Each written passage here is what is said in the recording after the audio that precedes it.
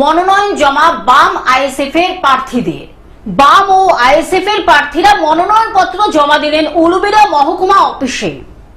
এদিন উলুবেড়িয়ার গরুহাটায় সিপিএম এর দলীয় কার্যালয় অঞ্জলি ঘোষ ভবনের সামনে জমায়েত হয় এবং সেখান থেকে বামফ্রন্টের আইএসএফ এর প্রার্থীরা মিছিল করে মহকুমা শাসকের অফিসের দিকে গেলে নির্বাচনী আচরণ বিধি অনুযায়ী মহকুমা শাসকের অফিসের 100 মিটার দূরে পুলিশ মিছিলকারীদের আটকে দেয়।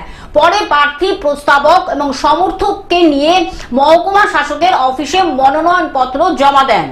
আজকে আমরা এখানে এসেছি আমাদের ফুলবাড়িয়া পূর্বে অবজারভার নাসির মন্ডল স্যার, আমাদের জিম্মেদার ডক্টর আফতাব গাজী স্যার আর আমাদের যত সাথী আছে।